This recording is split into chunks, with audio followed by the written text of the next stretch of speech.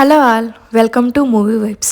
Hero Nani గారు produce చేసిన court movie ఈ శుక్రవారం థియేటర్లోకి వచ్చింది. ఈ మూవీ చూశాక నిజంగా నాని గారు ఎంచుకునే స్టోరీస్ కానీ ప్రొడ్యూస్ చేసే మూవీస్ కానీ ఆడియన్స్ని డిసప్పాయింట్ చెయ్యవు అనడానికి ఈ కోర్టు మూవీ ఒక నిదర్శనం అనమాట. టాలెంట్ ఉన్న డైరెక్టర్స్ని, యంగ్ యాక్టర్స్ని ఎంతో బాగా ఎంకరేజ్ చేసి ఇలా కంటెంట్ ఉన్న మూవీస్ని మన ముందుకు నాని గారు చాలా తెచ్చారు. అందులో ఈ court state versus nobody movie ఒకటనమాట.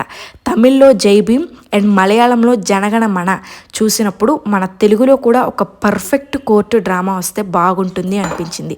So ఇప్పుడు ఈ కోర్టు మూవీ చూశాక ఇది కదా అసలైన కోర్టు డ్రామా అనిపించింది అనమాట. సో ఈ మూవీ చూశాక నచ్చింది కాదు చాలా బాగా నచ్చిందనమాట. మూవీ ప్లాట్ ఏంటంటే, పరువు కోసం ఎంత దూరమైనా వెళ్ళే మంగపతి అనే వ్యక్తి తన ఇంట్లో ఆడపిల్లని ప్రేమిస్తున్నాడని ఒక అమాయకుడైన కుర్రాడి మీద పోక్సో కేసు అయితే పెడతాడనమాట.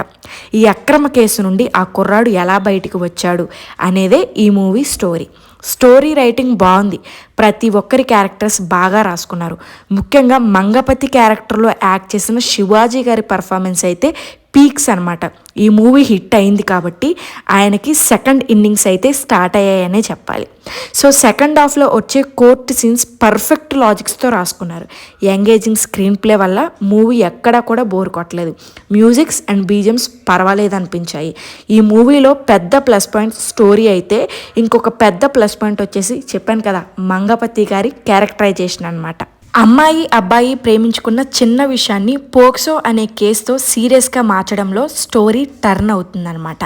సో దర్శి యాక్టింగ్ కూడా బాగుంది. ఇంకా మిగతా వాళ్ళందరూ కూడా బాగానే చేశారు. ఈ మూవీ వచ్చేసి ఓవరాల్గా 2 hours 35 minutes రన్ టైంతో అయితే ఉంటుందన్నమాట. ఒక సూపర్ కోర్ట్ డ్రామా మూవీ. ఆలస్యం చేయకుండా ఈ మూవీ చూడకపోతే వెంటనే టికెట్స్ బుక్ చేసుకొని మీకు దగ్గరలో ఉన్న థియేటర్స్లో వాచ్ చేసేయండి.